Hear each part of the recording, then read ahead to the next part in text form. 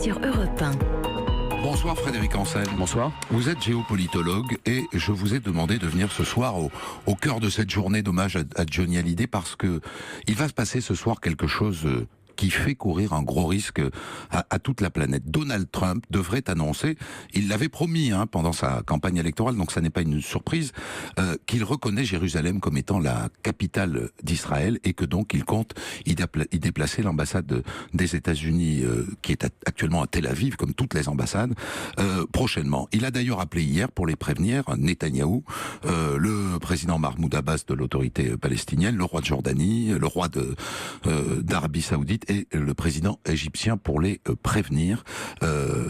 Les Palestiniens peuvent-ils accepter ça ? La réponse est non.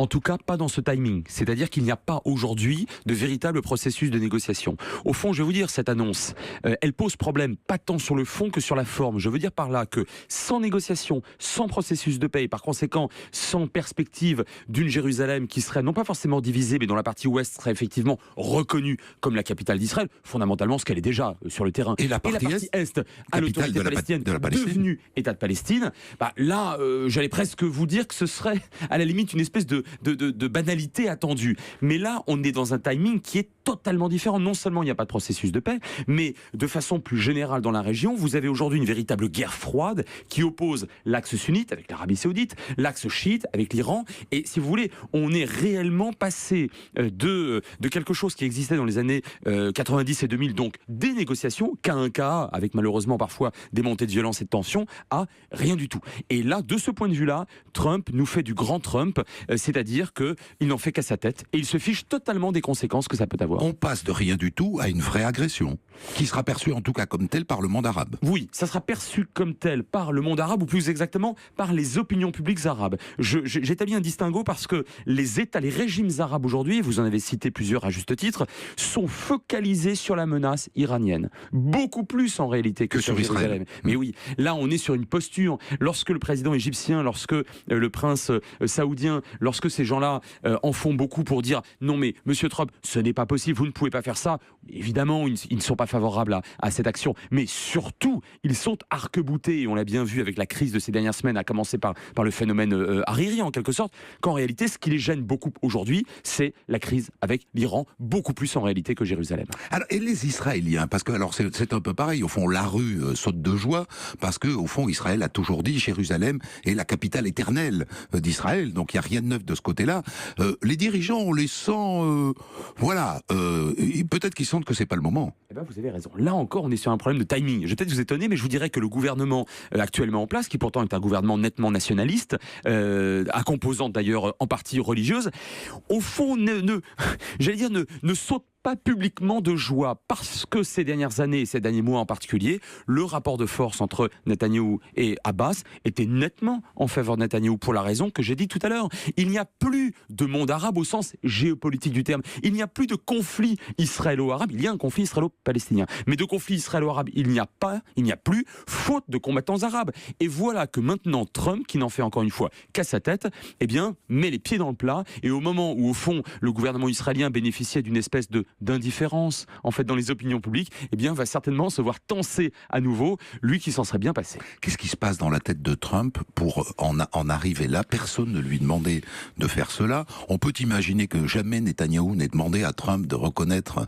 Jérusalem comme capitale d'Israël. D'où ça lui vient? Qui lui a mis ça dans la tête? Je crois, et c'est ce qui est terrible, que c'est lui-même qui se met ça dans la tête, car il y a très peu de conseillers autour de lui. Les conseillers qu'on lui connaît ne sont plus des bouts de feu. 2. 3.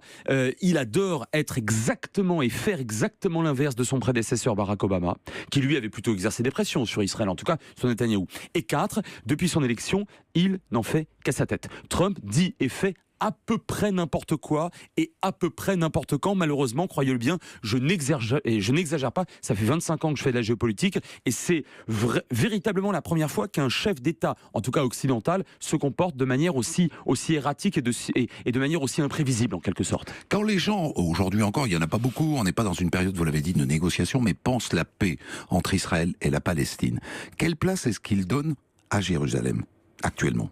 On donne toujours une place symboliquement très forte à Jérusalem, car Jérusalem est censé être le cœur du conflit. Mais on en fait quoi?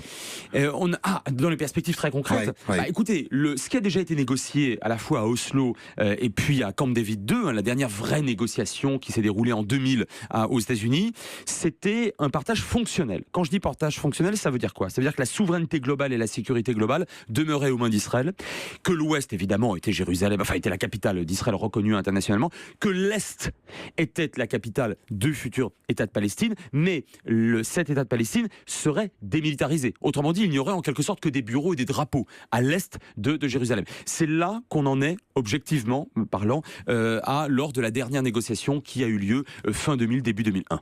Vous venez de publier aux presses universitaires de France mon dictionnaire géopolitique, Frédéric Ancel, et je regarde à la lettre J, Jérusalem, ça fait moins de 10 lignes, et c'est surtout marqué par une phrase, parce qu'au fond vous dites j'ai tellement écrit de trucs là-dessus que j'ai plus envie d'écrire là-dessus, et vous concluez, Jérusalem c'est comme l'or, ça a la valeur qu'on lui donne.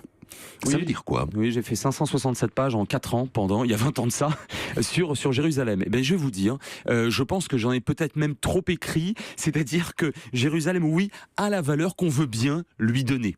Lorsque vous avez conflit, eh bien, vous estimez, vous surestimez, bref, vous montez dans la posture, parfois excessive, l'importance de tel lieu, de telle date, de telle population, de telle frontière. Lorsque vous négociez, en général, je dis bien en général, et bien sûr, il faut l'espérer entre les Israéliens et les Palestiniens, eh bien vous mettez un peu d'eau dans votre vin, et c'est la raison pour laquelle je pense que dès qu'il y aura de nouveau un processus de paix, car il y en aura à nouveau un, eh bien on trouvera aussi sur Jérusalem, comme sur les autres questions qui font contentieux entre les Israéliens et les Palestiniens, on trouvera aussi une solution. C'est ce qui a permis à Israël d'accepter depuis des années et des années que les ambassades soient à Tel Aviv et pas à Jérusalem. Au fond, c'est une forme de réalisme. C'est juste, de toute façon, Israël n'avait pas le choix. J'ajoute une cerise sur le gâteau, si vous le permettez. Dans les années 60, 70 et jusqu'aux années 80, 7 États avaient leur ambassade à Jérusalem. C'était des petits États d'Amérique latine.